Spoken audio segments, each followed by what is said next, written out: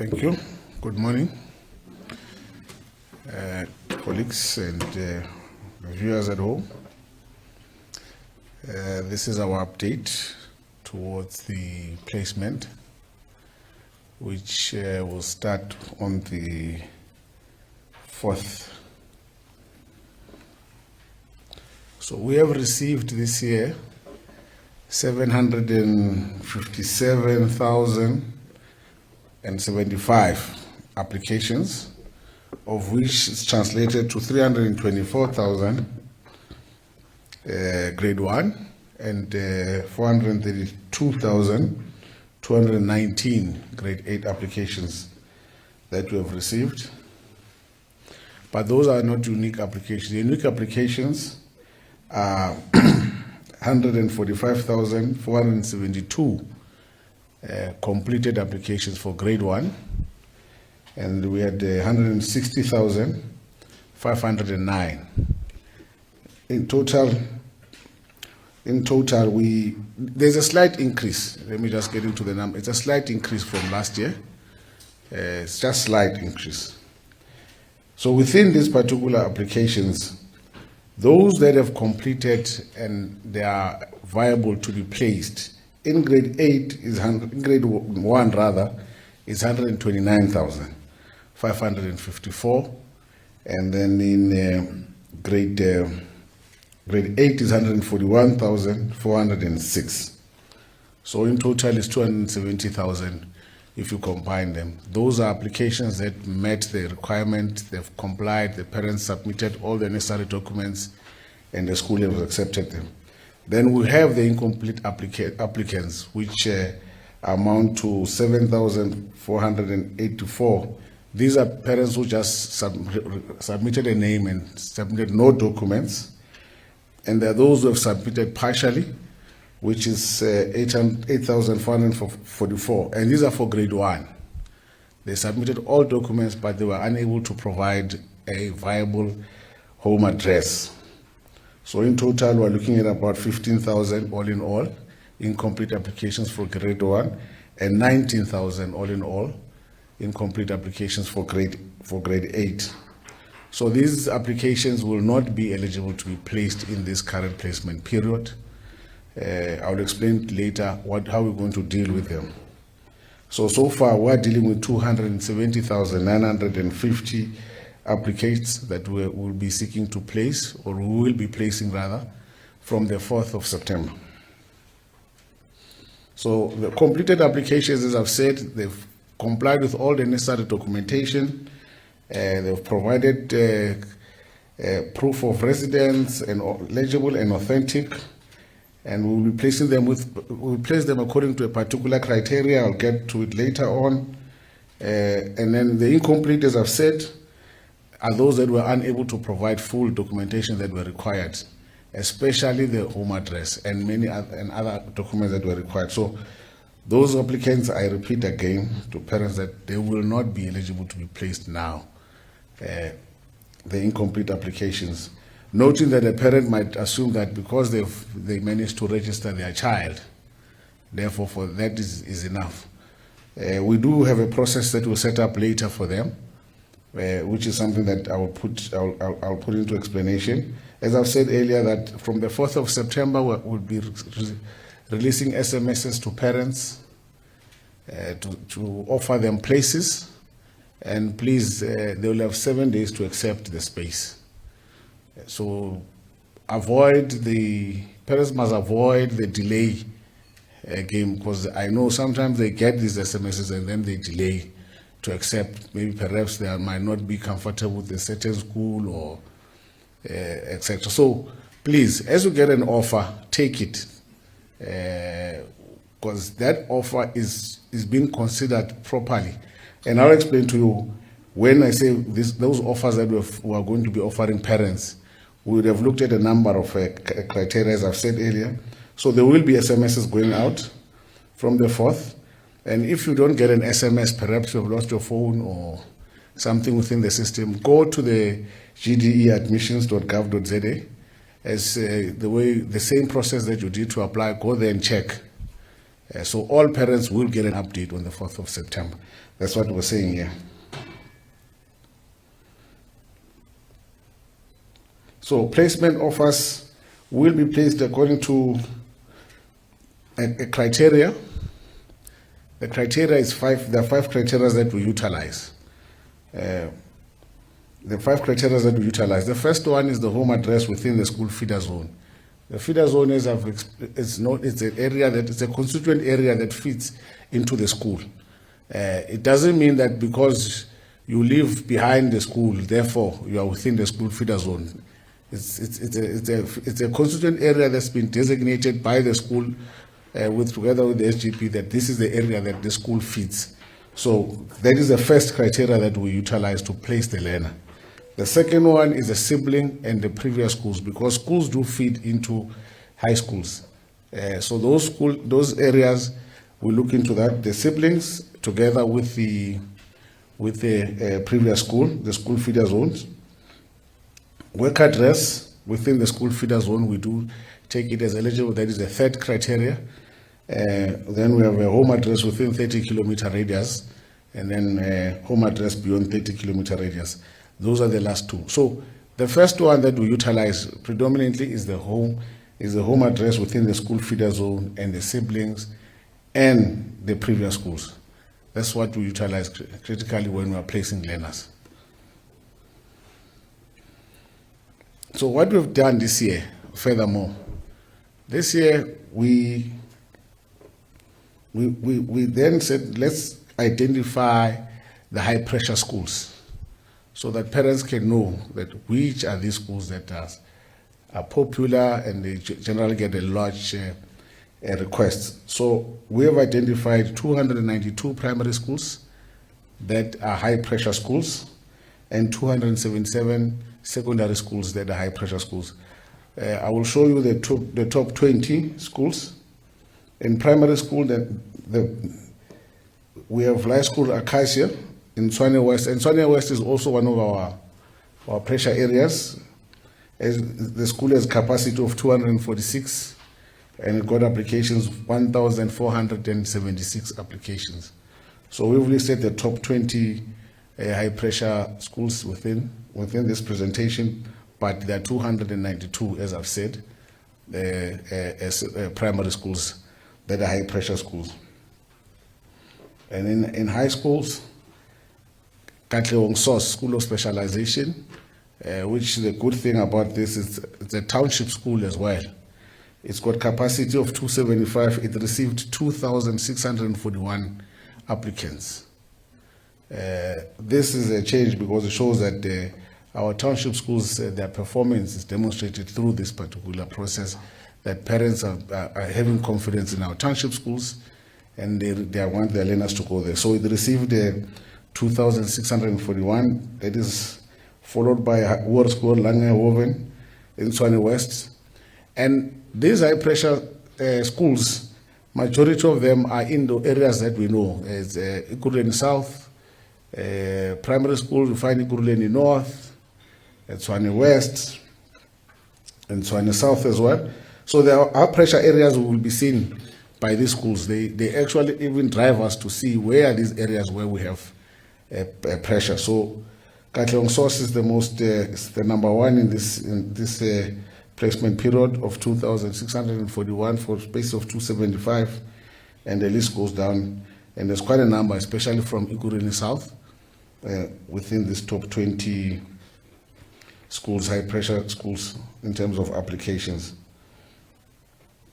So the main question that parents are asking themselves, what next? The interventions that we have to ensure that we are able to create space and accommodation for these learners.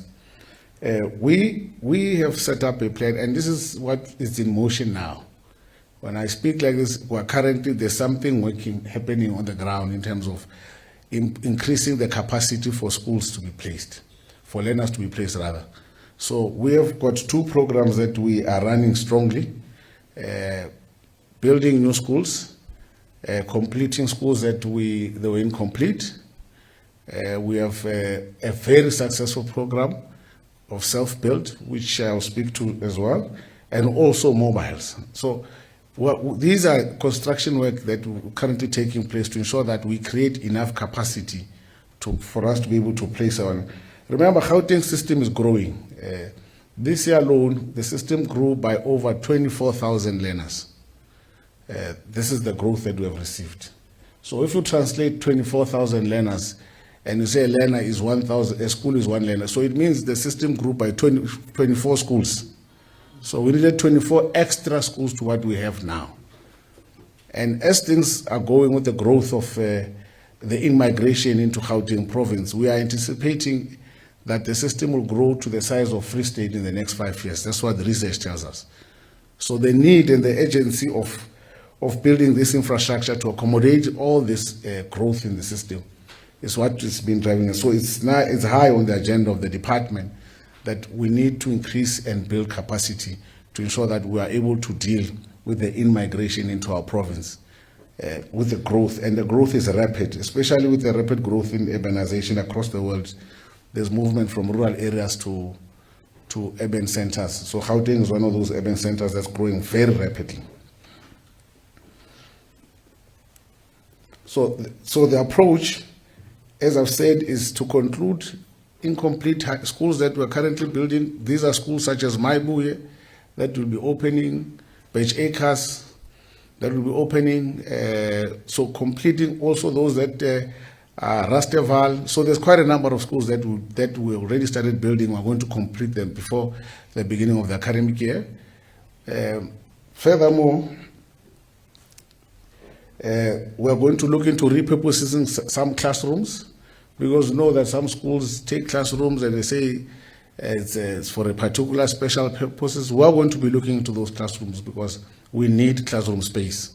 So we'll be coming in to ensure that if a classroom can be utilized for this, we will be able to do that. So schools must understand that this year we're not going to be told that there's a classroom for this purpose or that purpose. If we need space, you'll have to work with it. So an appeal is that let's work together with schools.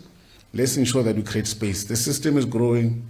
We have a constitutional obligation that we place our children into schools, and we'll need to work together on that. So we'll be looking to repurposing special classrooms to create space to place our learners.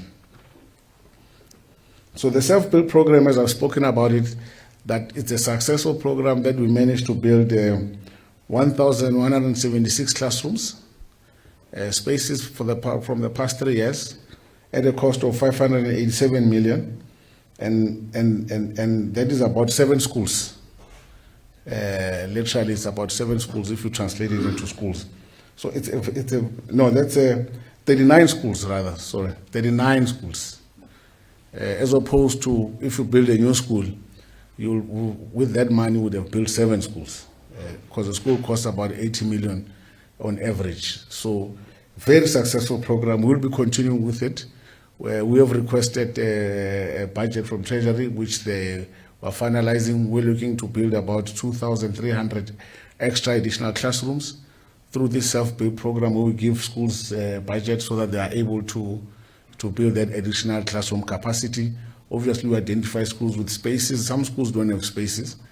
Literally, you can't really do much in terms of a space to build additional classroom capacity. But those that do spaces, so we're investing in that particular program, which is highly successful. So we'll be having 2,300 classrooms being built through that program to increase our capacity. And if you translate that, you're looking at about additional capacity of about 80,000 spaces will be created through that particular program. And then we'll continue as well with the delivery of mobiles. So with mobiles, we're looking to source over 2,600 mobiles to alleviate this pressure. So also with that as well, we're looking at around about the same figure in terms of classroom space, 90,000 or so. Spaces will be created through the program. So these are the interventions that we are putting in place to ensure that we are able to place all learners. Because remember, as much as we've got the 270,000 that have complete application that we placed, there's another 35,000 that I've not spoken to, that incomplete applications, which they will have a process later on. After we place the 270, we will be communicating with those parents, those 35,000 parents, with space offers. And obviously we'll say they need to comply in terms of application. You can't place a child if there's incomplete application. But we'll be offering them spaces together with, together with the form. They need to come and complete the applications rather, and then we'll be offering spaces where space is available. They've lost the privilege of choosing a school because the applications are incomplete. And later on as well, from the 11th of December, we'll open for late applications as well. So we know that there will be that particular demand because we do have. So we're anticipating that a demand there. So that's what we're doing. Further, we've got satellite schools that we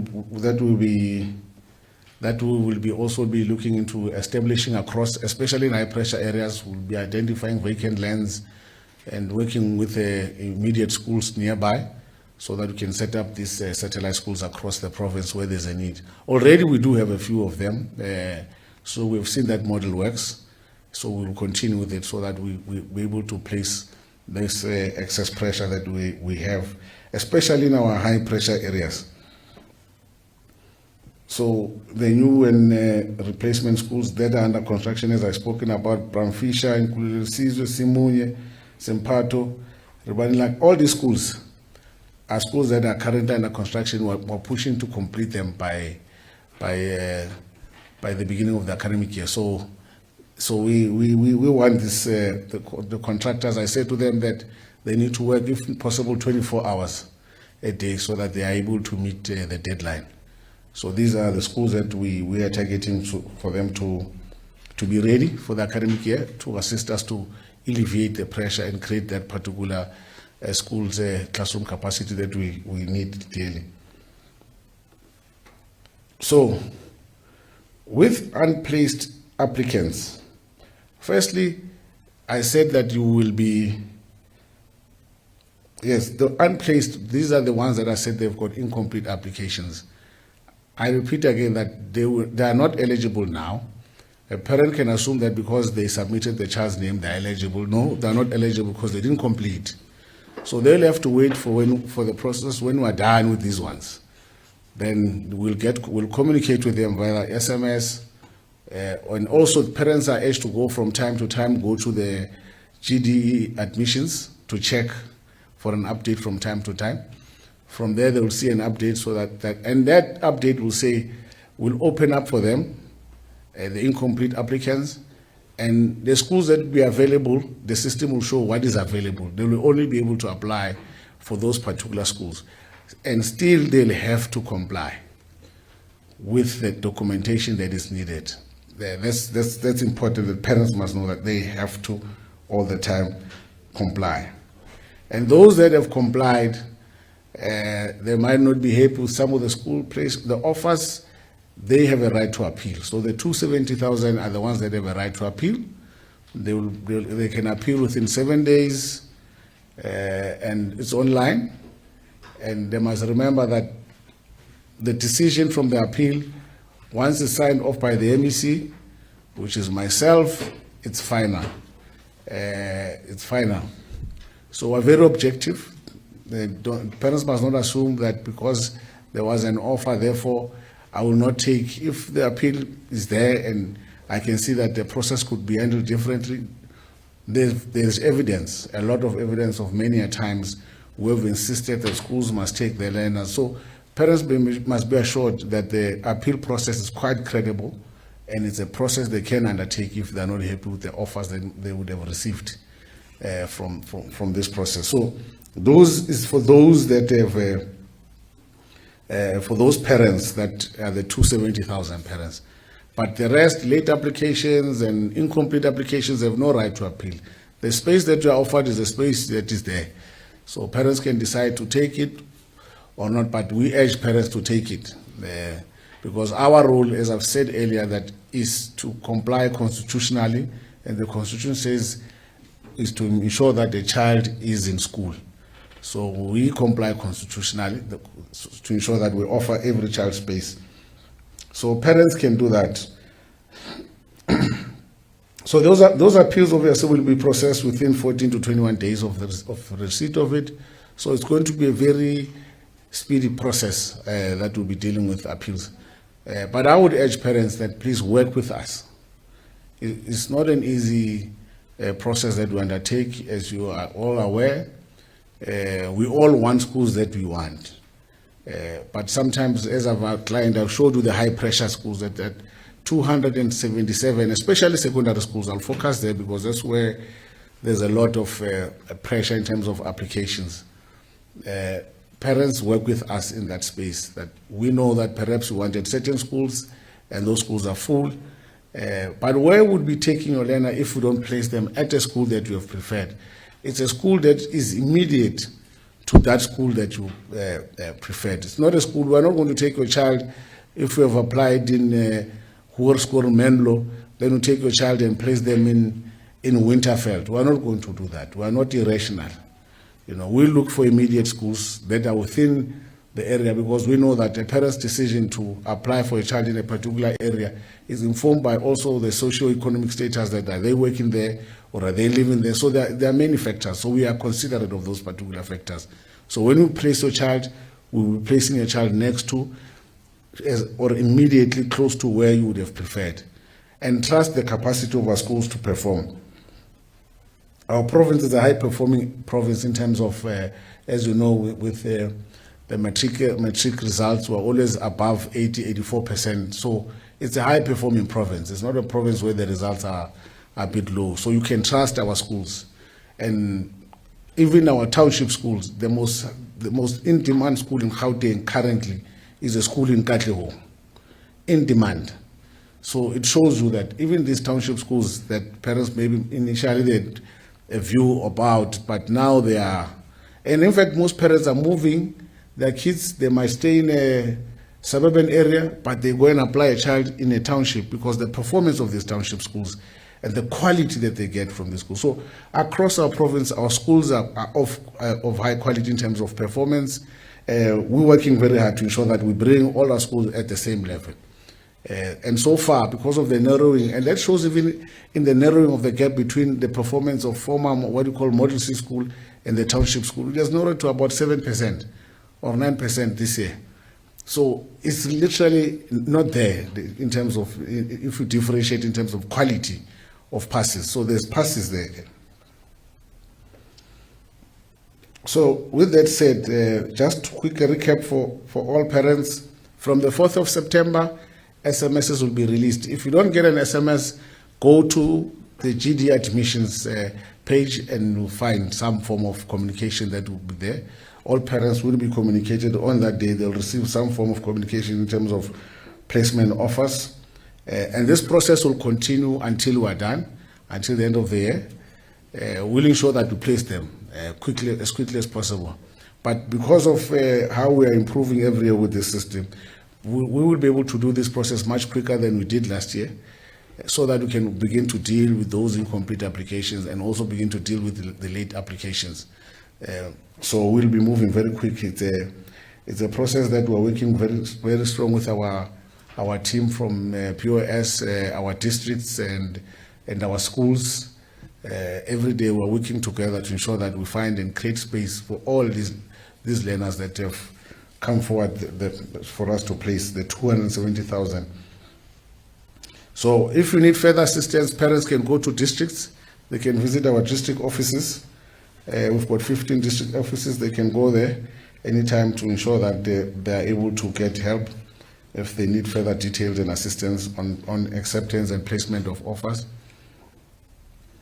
And furthermore, applicants who do not accept placement offers, I have to highlight it, within 7 school days will be auto-placed at a school that we made an offer.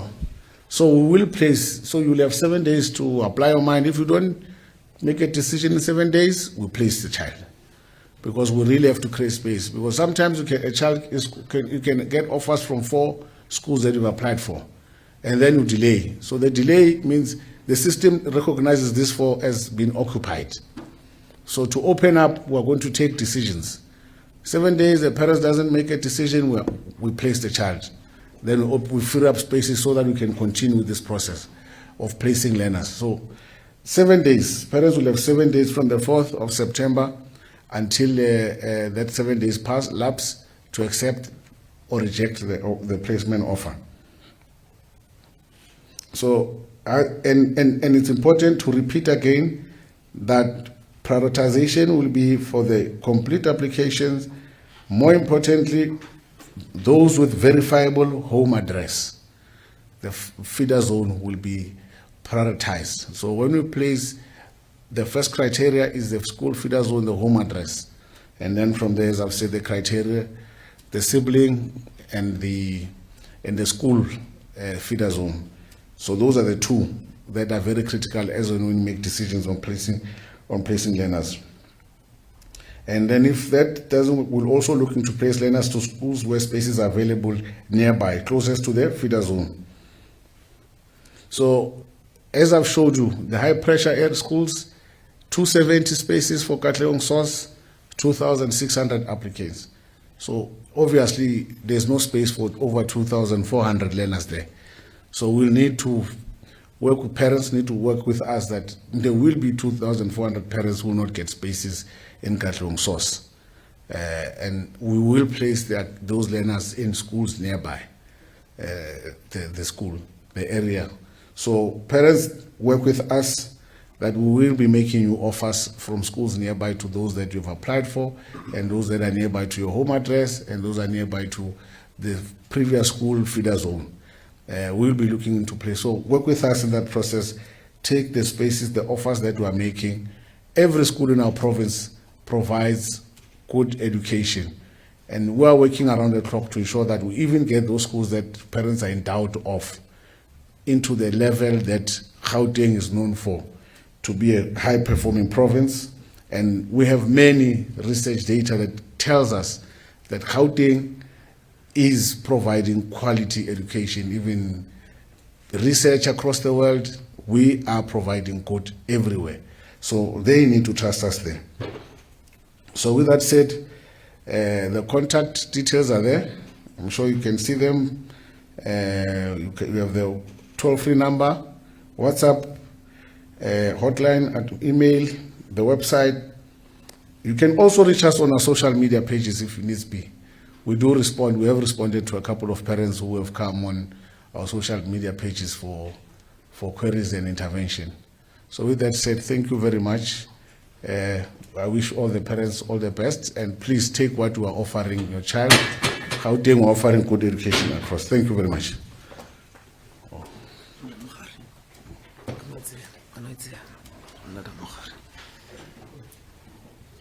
Thanks very much, MEC. We will now take questions from the media. And those that are streaming from our platforms, you can send us the questions if you have on the groups, so that we can then take them. I will indicate, and then you will introduce yourself.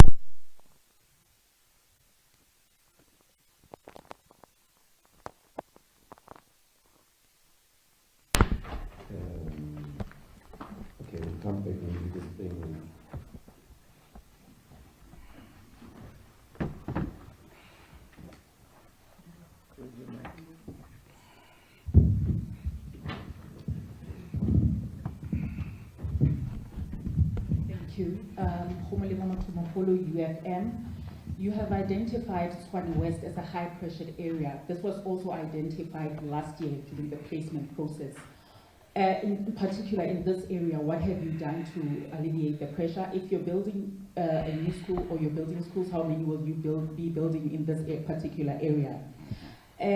For the incomplete applications, will these incomplete applications be open concurrently with the late applications, or will they be open before then? Thank you. Hello, it's Mariska Gutse from Citizen. I just want to find out about the high-pressure schools. as my colleague also asked, is there maybe plans to, just give us a better understanding and also a list so that we can inform, the readers of the schools they should be aware of that might become a problem?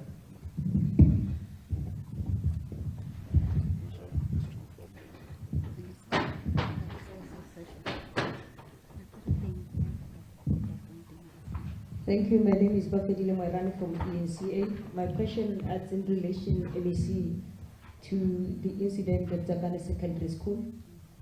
Do you have any plans outside the South African Depression and Anxiety Group in assisting the school? And I understand that the parents today are expecting you at the school. Do you have any plans to go there?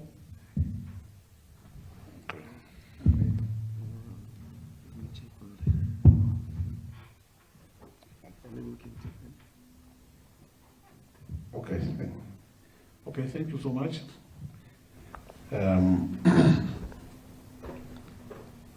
Yes, Tshwane West is but the only areas that are there, it's Acacia and Acacia Secondary. We've set up satellite schools there currently. We've dispatched mobiles. There are going to be mobile schools just to alleviate that area. So that's where it is. It's in Acacia in mostly. So we've set up satellite schools there. But we're also looking to expand through this program that I've spoken to about self-built and also mobiles in the immediate schools in the area. So this is what we're doing. And remember the pressure there, it's obviously we know where it is. So we managed to place the number this year. So we know that at least next year we'll be able to place them. So I don't anticipate much of a problem next year with regard to at the beginning of the year in that area. So we are comfortable. So with the list, we will communicate the list. I said within the presentation, I just listed 20, but we've got 292 primary schools across the province, and we've got 277 secondary schools. So we'll share the list with yourselves, and it will be good that you publicize that list so that parents can be aware which are the schools that are high pressure schools within our province. That will be very helpful. Thank you very much. No, we appreciate that particular one. And so with Zakane, we have a program in place with regard to dealing with the psychosocial. I need to say that it's across. We do have quite a number of learners are going through quite a lot of late throughout. Pressures from school for performance, pressures from parents, pressures from social media, pressure. So it's a lot. We know that our kids are going through a lot to ensure that they are able to handle all this. So we've currently embarking on a process. We will be having a summit. Maybe I must start there. We'll be having a summit to deal just specifically with mental health in school, to focus on it and the type of support and intervention that we'll be putting in our schools. We do have our psychosocial unit that works with a couple of NGOs, such as the Teddy Bear Foundation, the Teddy Bear Foundation, and all other ones that you were speaking about, depression. All these NGOs that are coming across into our schools, we've partnered with them. We've got social workers. So we've put in place all these intervention areas. It's all about getting learners to access. We've also got a toll-free number, is it 116, which learners is still working. Learners can call if they need support of any form with regard to dealing with mental health problems. So we do have all that is in place. It's all about learners accessing it and also communicating. I know that maybe to a large extent some learners don't know of this particular information, that there is a number that you can call. Then we'll have a professional on the other side helping. And why it is good about learners calling, the minute they call, they log, we know who the learner is. We quickly move in. The district and all the senior officials who are in the psychosocial unit, they quickly go and identify that learner so that we can help and support that particular learner. So we do have all that in place. It's all about communicating that out there that there is this number that is, it's our call center, SGDE. It's 116. We're also revamping it. through our WhatsApp, or revamping the WhatsApp, or revamping the whole system so that it communicates much better and efficient. So all of that is in place. I just said that let's ensure that we amplify in terms of communication, that it's known that there is help when you need help. So learners out there and parents as well, they can access that particular helpline so that we support both, because sometimes also parents contribute to the learner. So we have that particular, and we've got social workers. We've got a partnership with the Department of Social Development. It has given us 130? Yeah, 130 or so social workers that are at district level to assist and go to those particular learners who need this particular support. So we do have a comprehensive plan in place, and we do have a comprehensive system in place. It's all about learners accessing it. Today, the parents are not, they're holding a parents' meeting. It's not necessarily a meeting with the MEC. That's the information that I have. Thank you very much. If I've missed anything, it should you. No, we haven't. Okay. Thanks very much. I didn't receive anything online. That will mean that is the follow-up. Okay.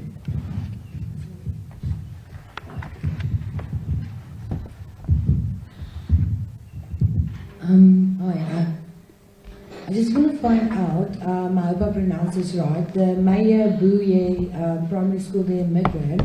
I went there this week just to see what's going on there. Is there any plans to work on these schools that were built?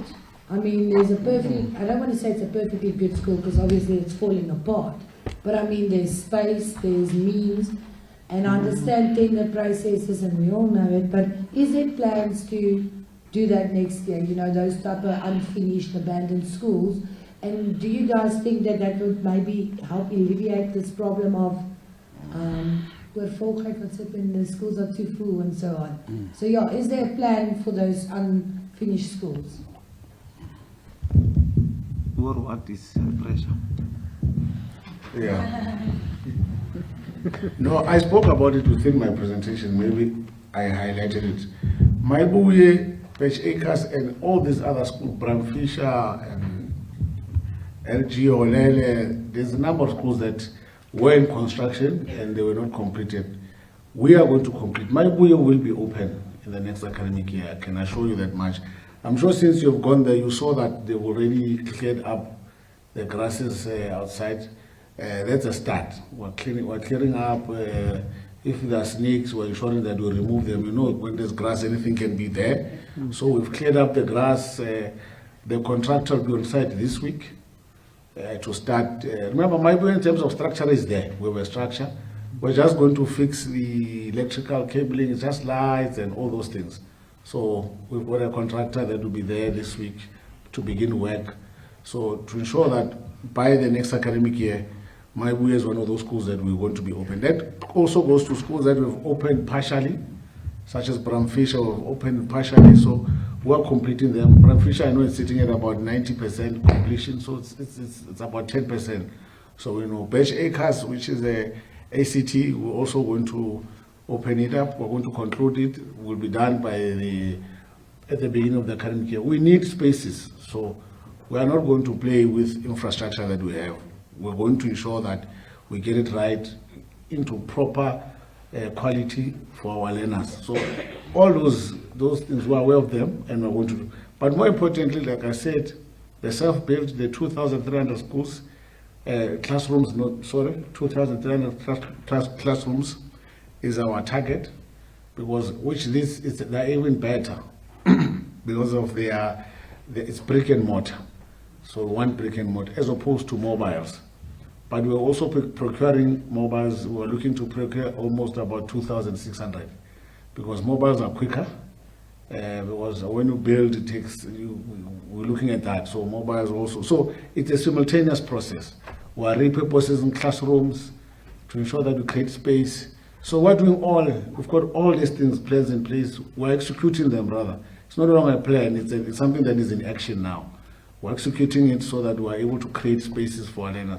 We don't want the problems of this year. I told them that this year, next year, I want to go and open a school and smile. I don't want parents to be at the district, in the head office, or in my office, or being stopped in malls and be told that my child is not placed. I don't want that. We want to ensure that from day one, 8 o'clock or 7:30, learners are sitting in a chair, they have a desk, there's an educator in front of them, all of them, at the beginning of the academic year. That's our goal. So we'll ensure that we get to that point. Ladies and gentlemen, that brings us to the end of our. Oh, okay, let's go.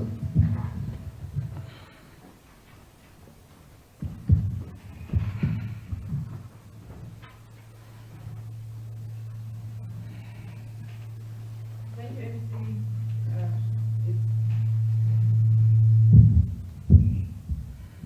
Molemo Mutwa from SABC TV News. Talking about classroom.